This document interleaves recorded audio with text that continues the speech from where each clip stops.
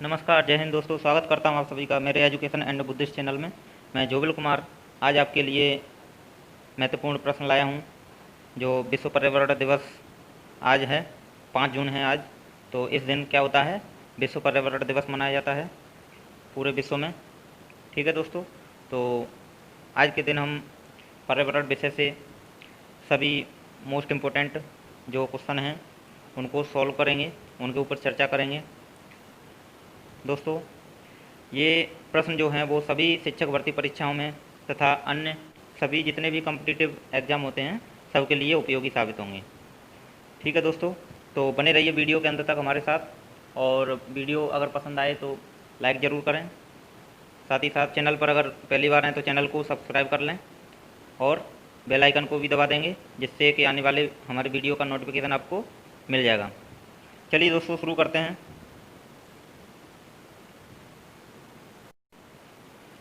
दोस्तों, पर्यावरण पर आधारित ये सभी प्रश्न होंगे जिन पर आज हम चर्चा करने वाले हैं। तो सबसे पहले हम चर्चा करेंगे, पहला पॉइंट है हमारा पर्यावरण।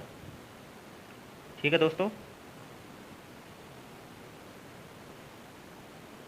पहला पॉइंट है हमारा पर्यावरण। पर्यावरण होता क्या है? तो पर्यावरण है ये हमारे चारों ओर का आवरण जो कि हमें व अन्य जीवधारियों को प्रभावित करता है। ठीक है, यानी कि हम कह सकते हैं हमारे ओर जितने भी जीवधारी हैं और क्या हैं, पेड़ पौधे हैं, उन सभी को प्रभावित करता है, वो हमारा पर्यावरण कहलाता है। अब पर्यावरण शब्द जो है वो पर्यावरण शब्द कैसे बनाया गया और कहाँ से लिया गया ये? तो पर्यावरण ये परिधन आवरण, परिधन आवरण इसका मतलब होता है, पर का मतलब चारों ओर, चारों ओर, और आवरण का मतलब होता है घेरा हुआ, घेरा हुआ। अब किस चीज़ से घेरा हुआ? ये होता है हमारा, दो चीज़ें आती हैं इसमें पर्यावरण में। कौन सी? एक तो भौतिक, भौतिक तत्व जिसे हम कहते हैं, क्या कहते हैं? अजैविक, अजैविक तत्व। ठीक है, और दूसरा हमारा होता है, दूसरा है जैविक तत्व, जैविक तत्व। इन दोनों चीज़ों से मिलकर, यानी दोनों तत्वों से मिलकर हमारा पर्यावरण बनता है। अब जो प्रभावित करता है वो क्या करता है? वो जैविक और अजैविक तत्वों की जो क्रियाएं होती हैं उनसे प्रभावित होने वाला हमारा आवरण पर्यावरण कहलाता है। क्लियर? आज हम इस टॉपिक से रिलेटेड, यानी पर्यावरण से रिलेटेड जो भी डाउट होंगे वो सब क्लियर कर देंगे। सब एक एक चीज़ पर चर्चा करेंगे आज हम। ठीक है दोस्तों, चलिए आगे। अगला प्रश्न है हमारा, विश्व पर्यावरण दिवस किस तिथि को मनाया जाता है? तो विश्व पर्यावरण दिवस मनाया जाता है हमारा 5 जून। ठीक है दोस्तों, लगभग आप सभी जानते होंगे इसको। विश्व पर्यावरण दिवस जो है वो 5 जून को मनाया जाता है। जिनको नहीं मालूम है वो याद कर लें, साथ ही साथ हो सके तो कॉपी और पेन लेके बैठें, लिखते जाएंगे। ठीक है दोस्तों, अच्छा ठीक है, ये पॉइंट तो हो गया।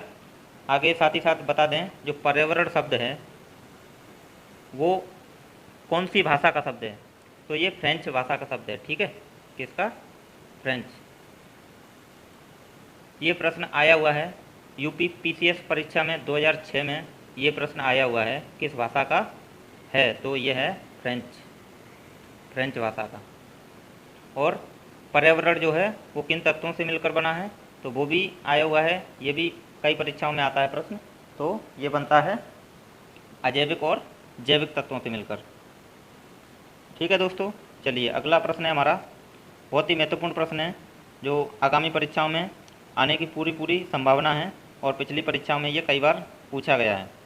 प्रश्न है हमारा, पर्यावरण का दुश्मन किस वृक्ष को माना जाता है? तो पर्यावरण का दुश्मन जो है वो किस वृक्ष को माना जाता है? तो ये माना जाता है यूकेलिप्टस। यूकेलिप्टस ये पौधा होता है, पेड़ है, जिसको हम बोलते हैं सफ़ेदा। क्या बोलते हैं? सफ़ेदा। ठीक है दोस्तों, तो इसको पर्यावरण का दुश्मन माना जाता है क्योंकि ये जो है वो भूमि में जितनी भी नमी है उसको खींच लेता है, नमी को खींच लेता है, और वहाँ की जो भूमि है उसको बंजर बना देता है, आसपास की भूमि को। इसलिए इसको पर्यावरण का दुश्मन माना जाता है। ठीक है दोस्तों, चलिए चलते हैं अगले प्रश्न की ओर। अगला प्रश्न है हमारा, पर्यावरण का रक्षा कवच किसे कहा जाता है? तो पर्यावरण का रक्षा कवच किसे कहा जाता है? ये कहा जाता है हमारा ओजोन परत को। किसको कहा जाता है? ओजोन परत को कहा जाता है, क्योंकि ये जो सूर्य से हमारी जो पराबैंगनी किरणें निकलती हैं उससे ये ओजोन परत जो है वो रक्षा करती है, पृथ्वी तक आने नहीं देती है ओजोन परत। किसको? पराबैंगनी किरणों से। पराबैंगनी किरणों से पृथ्वी की रक्षा करती है। पृथ्वी की रक्षा करती है। जो पराबैंगनी किरणें हैं वो हानिकारक किरणें होती हैं जो सूर्य से निकलती हैं, इससे सूर्य से। ठीक है दोस्तों, तो आई होप आप समझ गए होंगे। चलिए दोस्तों, अगर वीडियो आपको पसंद आ रहा है तो इसी समय वीडियो को लाइक कर दें, और चैनल पर पहली बार हैं तो सब्सक्राइब जरूर कर दें। साथ ही साथ अपने सभी दोस्तों को, सभी पहचान वालों को ये वीडियो शेयर कर देंगे, ज़्यादा से ज़्यादा लोगों को। ठीक है दोस्तों, जिससे कि उनको भी ये इसका लाभ मिल सके इन प्रश्नों का। चलिए अगला प्रश्न है, भारत का पर्यावरण शिक्षा केंद्र कहाँ स्थित है? तो भारत का पर्यावरण शिक्षा केंद्र कहाँ पर स्थित है? तो ये हमारा अहमदाबाद। और अहमदाबाद कहाँ पर है? ये गुजरात राज्य में है। ठीक है दोस्तों, अहमदाबाद गुजरात राज्य में है भारत का पर्यावरण शिक्षा केंद्र। अगला प्रश्न है हमारा, पराक्सी एसेटिल नाइट्रेट ये क्या है? तो पराक्सी एसेटिल नाइट्रेट, जिसे हम शॉर्ट में क्या कहते हैं? पेन, PAN, ये क्या होता है? तो ये वायु प्रदूषक होता है। ठीक है दोस्तों, आई होप आपको याद हो गया होगा। चलिए चलते हैं अगले प्रश्न की ओर। सभी महत्वपूर्ण प्रश्न हैं ये, तो ध्यान से पढ़ेंगे इनको और याद रखेंगे। अगला है हमारा, राष्ट्रीय पर्यावरण अनुसंधान केंद्र कहाँ स्थित है? तो राष्ट्रीय पर्यावरण अनुसंधान केंद्र कहाँ पर स्थित है? ये है हमारा नागपुर, और नागपुर है हमारा महाराष्ट्र राज्य में। कहाँ पर? नागपुर महाराष्ट्र में है राष्ट्रीय पर्यावरण अनुसंधान केंद्र। चलिए अगला है, वायुमंडल में ओजोन परत हमारी रक्षा किन किरणों से करती है? तो वायुमंडल में ओजोन परत जो है वो हमारी रक्षा किन किरणों से करती है? पहले मैंने ये बता दिया है, किन से करती है? पराबैंगनी किरणों से। ठीक है दोस्तों, ये प्रश्न मैं ऊपर बता चुका था और ये आ भी गया, तो आपको एकदम कन्फर्म हो गया होगा। और ये प्रश्न बहुत बार पूछ लिया जाता है परीक्षाओं में, इसलिए इसको हमेशा याद रखेंगे। वायुमंडल में ओजोन परत हमारी रक्षा किन किरणों से करती है? तो ये करती है पराबैंगनी किरणों से। और पराबैंगनी किरणें जो हैं वो क्या होती हैं? हानिकारक किरणें होती हैं। ठीक है, हानिकारक होती हैं, जिनसे हमें बचाती है ओजोन परत। और ओजोन का सूत्र क्या है? ओजोन का होता है O3। और ओजोन किसका तत्व है? तो ये ऑक्सीजन का तत्व है, जिसे हम लिखते हैं O2+O। ठीक है, O2 होता है हमारा ऑक्सीजन, तो ये ऑक्सीजन का एक तत्व होता है ओजोन। चलिए अगला प्रश्न है हमारा, वायुमंडल में कौन सी गैस सर्वाधिक पाई जाती है? तो ये तो सभी लगभग जानते होंगे, वायुमंडल में कौन सी गैस सर्वाधिक मात्रा में पाई जाती है? ये पाई जाती है नाइट्रोजन। और कितनी प्रतिशत होती है? तो ये होती है 78%। कितनी होती है? 78% वायुमंडल में केवल नाइट्रोजन गैस पाई जाती है। ठीक है दोस्तों, चलिए, जो सबसे ज़्यादा मात्रा में होती है। अगला प्रश्न है हमारा, आकाश नीला किसके कारण दिखाई देता है? बहुत ही महत्वपूर्ण प्रश्न है, कई बार प्रश्न ये आया हुआ है परीक्षाओं में। तो ये होता है हमारा नीला दिखाई देता है आकाश, वो किसके कारण? प्रकीर्णन के कारण। प्रकीर्णन के कारण आकाश का रंग नीला दिखाई देता है। क्लियर? चलिए आगे है, भारत में सबसे अधिक वन किस प्रदेश में हैं? तो भारत में सबसे अधिक वन किस प्रदेश में हैं? तो ये हमारे मध्य प्रदेश में। मध्य प्रदेश में सर्वाधिक वन पाए जाते हैं। चलिए, ये प्रश्न तो लगभग सभी को पता होगा। अगला प्रश्न है हमारा, ग्रीन हाउस प्रभाव के कारण पृथ्वी का तापमान बढ़ता है या घटता है? तो ग्रीन हाउस प्रभाव के कारण पृथ्वी का तापमान क्या होता है? घटता है कि बढ़ता है? तो ये बढ़ता है। क्या होता है? बढ़ता है। ठीक है दोस्तों, चलिए अगला प्रश्न है हमारा, पौधे अपनी खाद्य निर्माण प्रक्रिया में कार्बन डाइऑक्साइड का सूत्र होता है CO2। कार्बन डाइऑक्साइड गैस वायुमंडल से लेते हैं और बदले में जीवधारियों को सांस लेने के लिए खाली जगह मुक्त करते हैं। तो खाली जगह में यहाँ पर क्या आएगा? कौन सी गैस मुक्त करते हैं पेड़ पौधे? तो ये करते हैं ऑक्सीजन। ठीक है दोस्तों, चलिए बहुत से प्रश्न तो लगभग सभी को पता हैं, लेकिन आज विश्व पर्यावरण दिवस है, 5 जून है, तो इसके उपलक्ष्य में हम सभी प्रश्नों के ऊपर चर्चा करेंगे, जिससे कि ये क्लियर हो जाएंगे।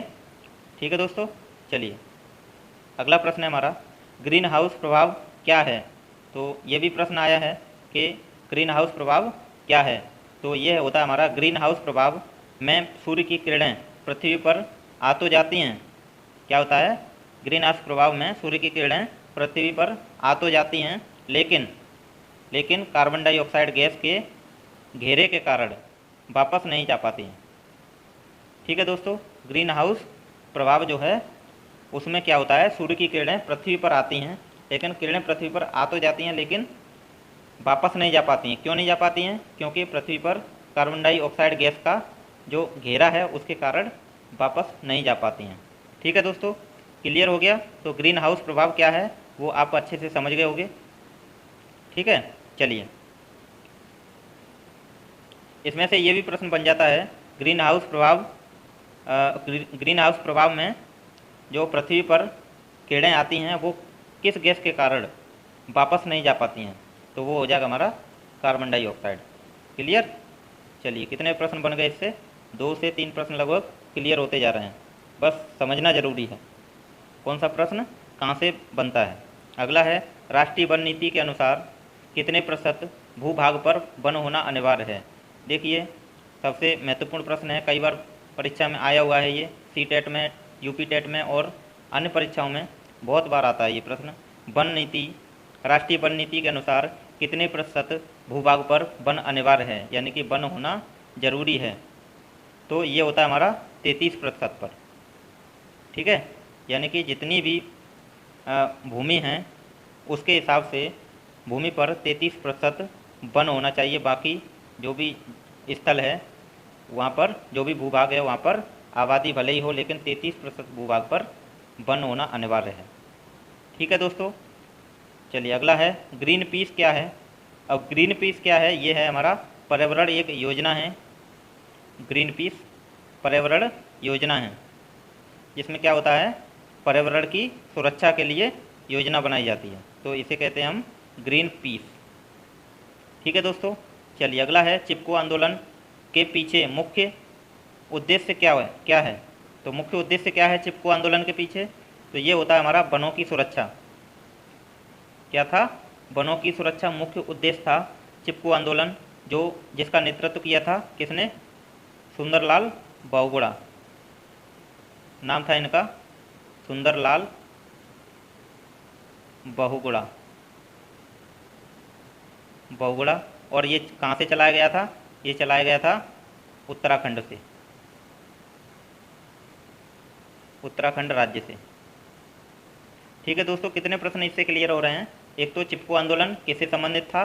तो ये था हमारा वनों की सुरक्षा से संबंधित, वनों की कटाई को रोकने के लिए ये चलाया गया था चिपको आंदोलन। और इसका नेतृत्व किसने किया था? ये किया था सुंदरलाल बहुगुणा ने। और ये कहाँ से शुरू हुआ था ये चिपको आंदोलन? तो ये हुआ था उत्तराखंड राज्य से। क्लियर दोस्तों? चलिए अगला प्रश्न है हमारा, भारत सरकार द्वारा केंद्र में पर्यावरण विभाग की स्थापना किस वर्ष की गई? तो पर्यावरण विभाग की स्थापना भारत सरकार द्वारा केंद्र में कब की गई थी? तो ये की गई थी 1980 में। ठीक है, कब की गई थी? 1980 में की गई थी। साथ ही साथ बता दें तो पर्यावरण संरक्षण अधिनियम ये कब लागू किया गया था? तो ये हुआ था 1986 में। कौन सा? पर्यावरण संरक्षण अधिनियम।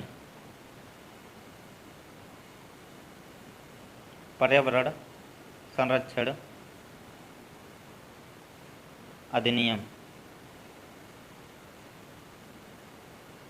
अधिनियम ये हुआ था 1986 में। ठीक है।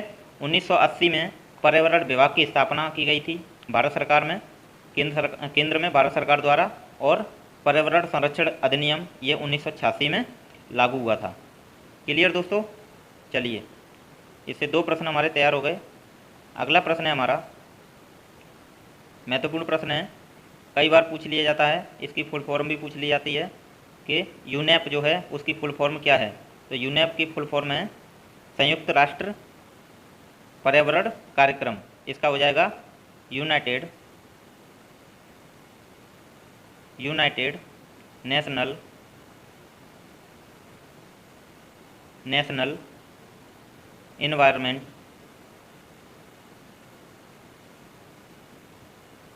Environment programme.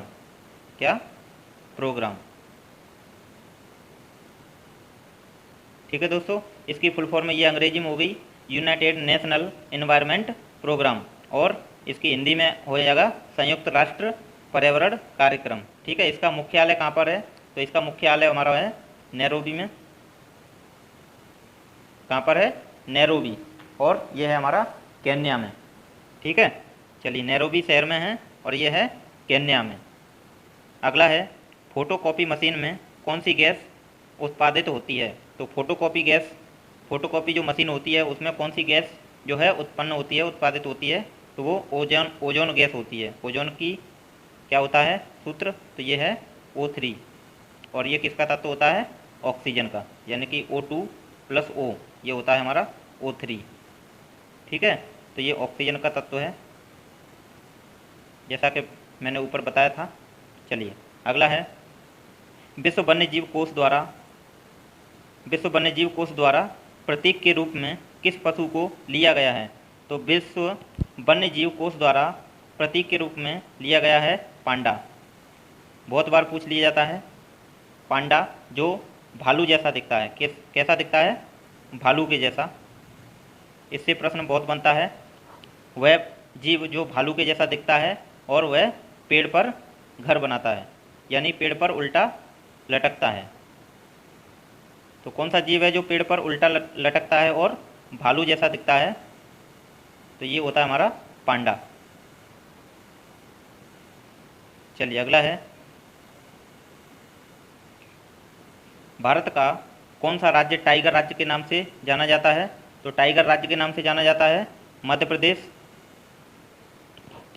प्रदेश, जो वर्तमान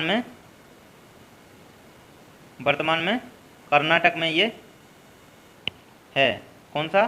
टाइगर राज्य कर्नाटक में है। वैसे तो मध्य प्रदेश को जाना जाता है, लेकिन वर्तमान में कर्नाटक में ये आ गया है। ठीक है। वर्तमान में कर्नाटक को कहा जाता है टाइगर राज्य। क्लियर? वन महोत्सव किसने प्रारंभ किया? तो वन महोत्सव ये प्रारंभ किया था हमारे KM मुंशी ने। नाम याद रखेंगे, KM मुंशी। अगला है, विश्व वन्यजीव संरक्षण कोष कहाँ पर स्थित है? तो ये है हमारा स्विट्जरलैंड में। विश्व वन्यजीव संरक्षण कोष कहाँ पर है? ये हमारा स्विट्जरलैंड। महत्वपूर्ण प्रश्न है दोस्तों। प्रश्न अगर अच्छे लग रहे हैं तो वीडियो को लाइक कर दें, अगर अभी तक नहीं किया तो। चलिए, अगला है, सबसे प्राचीन काल से उगाया जाने वाला फल वृक्ष कौन सा है? तो प्राचीन काल से उगाया जाने वाला फल वृक्ष कौन सा है? तो ये है खजूर। कौन सा हो जाएगा? खजूर जो है वो प्राचीन काल से फल वृक्ष है जो उगाया जाता है। सफोकेशन क्या है? अगला प्रश्न है हमारा, सफोकेशन क्या है? तो ये ऑक्सीजन की कमी का जीवों पर प्रभाव पड़ता है, प्रभाव है, जिसे हम क्या कहते हैं? सफोकेशन। सफोकेशन का मीनिंग होता है घुटन या फिर सांस लेने में तकलीफ, सांस लेने में समस्या।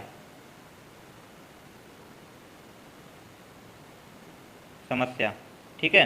तो सफोकेशन क्या है? सफोकेशन है ऑक्सीजन की कमी का जीवों पर प्रभाव। और ऑक्सीजन की कमी यानी कि हम सांस में कौन सी गैस लेते हैं? ऑक्सीजन लेते हैं। तो सांस लेने में कमी, सांस लेने में समस्या, तो ये होती है ऑक्सीजन की कमी का जीवों पर प्रभाव। इसे हम कहते हैं सफोकेशन, या फिर हिंदी में घुटन भी लिखा आ सकता है। ठीक है दोस्तों। चलिए अगला प्रश्न है हमारा, जलवायु परिवर्तन में किन गैसों की मुख्य भूमिका होती है? तो जलवायु परिवर्तन में ग्रीन हाउस गैस की मुख्य भूमिका होती है। ठीक है दोस्तों, ग्रीन हाउस गैस की मुख्य भूमिका होती है।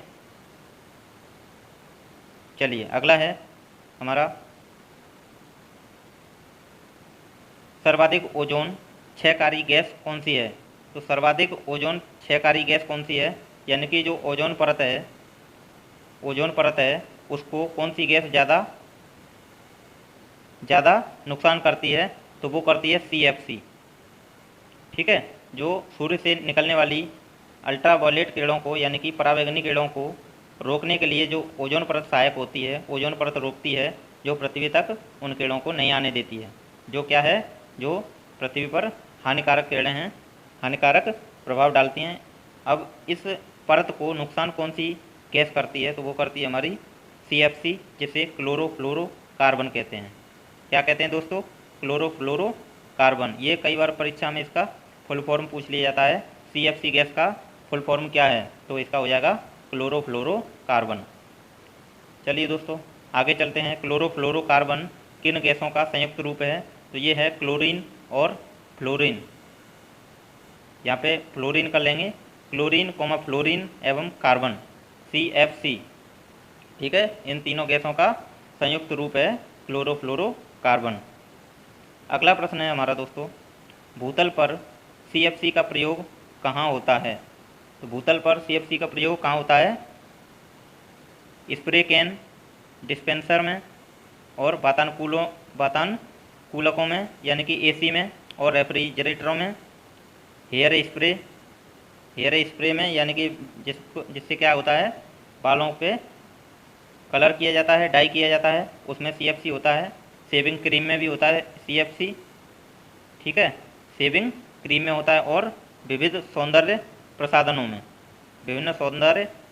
में ये गैस पाई जाती है भूतल पर। ठीक है, तो CFC हमने जाना कहाँ कहाँ भूतल पर पाई जाती है, यानी कि AC में, फ्रिज में, हेयर स्प्रे में, शेविंग क्रीम में तथा विभिन्न सौंदर्य प्रसाधनों में ये गैस पाई जाती है।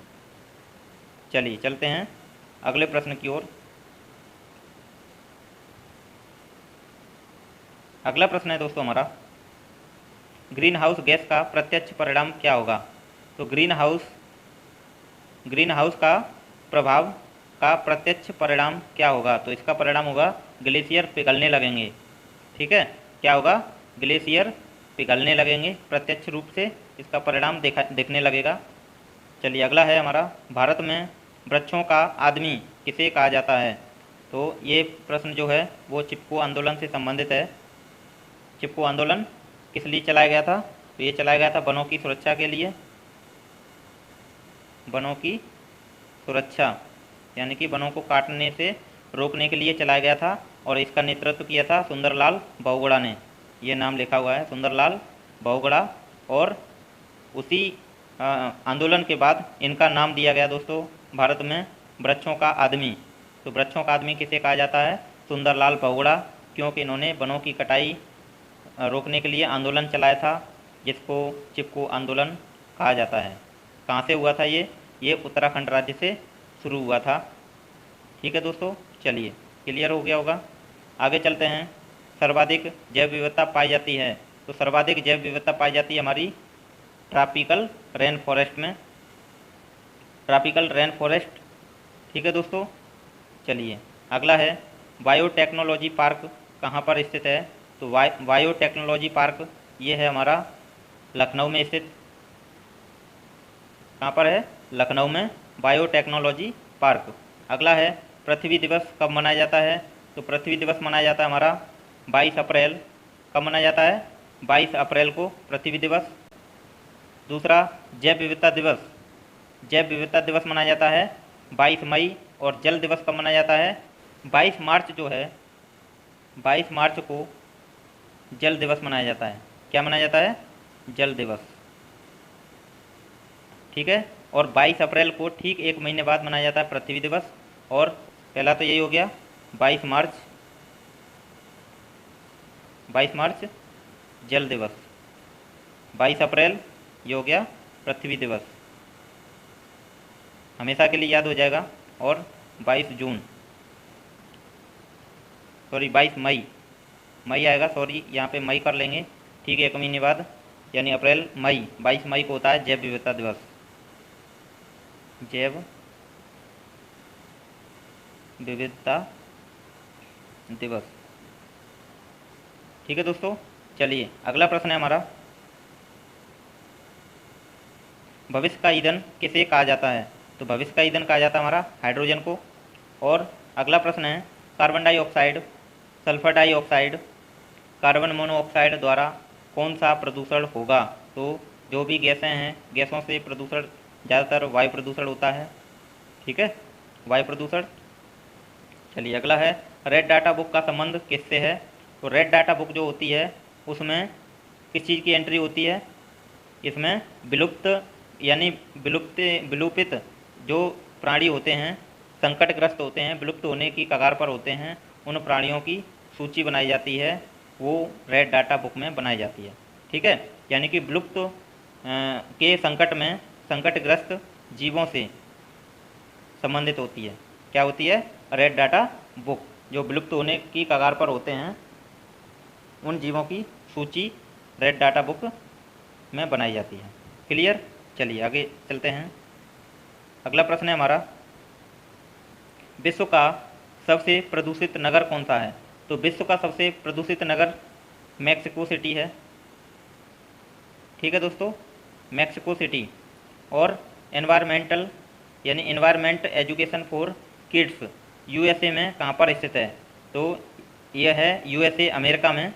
और कहाँ पर स्थित है? तो ये विस्कोसिन नामक स्थान पर ये स्थित है, ठीक है, एनवायरमेंट एजुकेशन फॉर किड्स। अगला है हमारा, सीएनजी की फुल फॉर्म क्या होती है? तो सीएनजी की फुल फॉर्म होती है हमारी कंप्रेस्ड नेचुरल गैस, ठीक है, कंप्रेस्ड नेचुरल गैस सीएनजी, इसकी फुल फॉर्म है ये सीएनजी की, ठीक है। चलिए अगला है, ध्वनि प्रदूषण कितने डेसिबल से अधिक माना जाता है? तो ध्वनि प्रदूषण जो है वो कितने डेसिबल से अधिक माना जाता है? तो ये माना जाता है हमारा 65 डेसिबल से अधिक जो भी ध्वनि होगी वो ध्वनि प्रदूषण माना जाएगा, 65 डेसिबल से अधिक ध्वनि को, ठीक है। चलिए अगला है, जल प्रदूषण को मापने के लिए कौन सा परीक्षण किया जाता है? तो जल प्रदूषण को मापने के लिए कौन सा परीक्षण किया जाता है? ये किया जाता है biochemical oxygen demand, biochemical oxygen demand, जिसे शॉर्ट में BOD भी लिख देते हैं, ठीक है, BOD, बायोकेमिकल ऑक्सीजन डिमांड, ठीक है। बायोकेमिकल ऑक्सीजन डिमांड इसी ये रूप है इसी का, BOD का। कई बार परीक्षा में पूछ लिया जाता है BOD का फुल फॉर्म क्या है, तो हम लिख देंगे बायोकेमिकल ऑक्सीजन डिमांड, ठीक है। और ये किसका मापक होता है, यानी कि कौन सा परीक्षण है जिसके द्वारा जल प्रदूषण मापा जाता है? तो BOD किस में सहायक है? जल प्रदूषण मापने में। क्लियर? चलिए अगला है हमारा, ताजमहल के पीले पड़ने तथा उसके क्षरण होने के मुख्य कारण क्या हैं? तो ताजमहल का रंग जो है वो धीरे धीरे पीला पड़ने लगा है तथा उसके क्षरण में यानी कि क्षरण होने के मुख्य कारण क्या हैं? तो उसके मुख्य कारण हैं अम्लीय वर्षा, अम्लीय वर्षा के कारण जो है वो ताजमहल का रंग पीला पड़ने लगा है, ठीक है, और उसका क्षरण हो रहा है किसके कारण? अम्लीय वर्षा के कारण। चलिए अगला है, मानव द्वारा निर्मित उपग्रह कहाँ स्थापित होते हैं? तो मानव द्वारा निर्मित उपग्रह कहाँ स्थापित होते हैं? ये होते हैं बाह्य वायुमंडल में, बाह्य वायुमंडल में, ठीक है। अगला है हमारा, देश का पारिस्थितिकी अनुसंधान एवं प्रशिक्षण केंद्र कहाँ स्थित है? तो ये स्थित है हमारा बेंगलोर में, यानी कि कर्नाटक राज्य में, ठीक है। देश का पारिस्थितिकी अनुसंधान एवं प्रशिक्षण केंद्र कहाँ पर है? कर्नाटक में, बेंगलोर में, ठीक है दोस्तों। चलिए अगला प्रश्न है हमारा, बायोकेमिकल ऑक्सीजन डिमांड इसे क्या और कहते हैं, BOD, BOD, इसे बायोकेमिकल ऑक्सीजन डिमांड परीक्षा किस प्रदूषण को मापने के लिए की जाती है। तो ठीक मैंने अभी ये प्रश्न बताया था, ये जल प्रदूषण को मापने के लिए उपयोग की जाती है। ठीक है, जल प्रदूषण मापने के लिए इसका किया जाता है परीक्षण। ठीक है, किसका, BOD परीक्षण। अगला है इंदिरा गांधी वानिकी अकादमी कहाँ स्थित है। तो इंदिरा गांधी वानिकी अकादमी कहाँ स्थित है, ये देहरादून में। कई बार प्रश्न पूछ लिया जाता है ये। सभी प्रश्न जो हैं वो बहुत ही महत्वपूर्ण हैं पर्यावरण के, सभी जितने भी कॉम्पिटिटिव एग्जाम हैं सब के लिए। ठीक है दोस्तों, तो वीडियो अगर आपने अभी तक लाइक नहीं किया है तो वीडियो को लाइक कर दें, साथ ही साथ चैनल पर पहली बार हैं तो चैनल को सब्सक्राइब कर दें और साथ में बेल आइकन भी दबा देंगे, जिससे क्या होगा, हमारा अगला वीडियो का नोटिफिकेशन आपको मिल जाएगा, तो आप सबसे पहले वो वीडियो देख पाएंगे। ठीक है दोस्तों, चलिए अगला प्रश्न है हमारा, विश्व वानिकी दिवस कब मनाया जाता है। तो विश्व वानिकी दिवस मनाया जाता है हमारा 21 मार्च को। ठीक है, कब मनाया जाता है, 21 मार्च को विश्व वानिकी दिवस, और 22 मार्च को मनाया जाता है हमारा जल दिवस। याद हो जाएगा हमारा, अभी मैंने ऊपर बताया था विश्व वानिकी दिवस हो गया 21 मार्च, और ठीक एक दिन बाद 22 मार्च को जल दिवस मनाया जाता है। ठीक है, 22 मार्च जल दिवस और 22 अप्रैल ये होता है पृथ्वी दिवस, और 22 मई, मई क्या हो गया, जैव विविधता दिवस। कितने बार बता दिया ये प्रश्न मैंने, जैव विविधता दिवस। क्लियर, ये बार बार मैं क्यों बता रहा हूँ, जिससे कि आपको एकदम से दिमाग में याद हो जाए, इसके लिए ये प्रश्न बार बार दोहरा हूँ। एक तरह के ये ट्रिक बन गई हमारी। ठीक एक एक महीने बाद तीनों दिवस ये मनाए जाते हैं। चलिए अगला प्रश्न है हमारा, भारतीय वन सर्वेक्षण का मुख्यालय कहाँ स्थित है। तो भारतीय वन सर्वेक्षण का मुख्यालय ये है देहरादून में। कहाँ पर है दोस्तों, देहरादून में। और ये अंतिम प्रश्न है हमारा अगला, भारतीय वन प्रबंध संस्थान कहाँ है। तो भारतीय वन प्रबंध संस्थान पूछा जाए तो ये है भोपाल में, जो मध्य प्रदेश में है। ठीक है, यानी कि MP में, भोपाल में है। और भारतीय वन सर्वेक्षण का मुख्यालय पूछा जाए तो ये हो जाएगा हमारा देहरादून। ठीक है दोस्तों, तो कैसे लगे ये सभी हमारे प्रश्न, आई होप आपको अच्छे लगे होंगे। और अभी तक वीडियो को लाइक कर दिया होगा, लाइक नहीं किया है तो लाइक कर दें प्लीज़, जिससे हमको मोटिवेशन मिलता है। अगर वीडियो को आप लाइक करेंगे तो हमें मोटिवेशन मिलेगा, जिससे कि हम और बेहतर वीडियो बनाने की कोशिश करेंगे। दोस्तों चलिए इसी के साथ जय हिंद जय भारत, मिलते हैं अगले वीडियो में। वीडियो देखने के लिए दोस्तों बहुत बहुत धन्यवाद।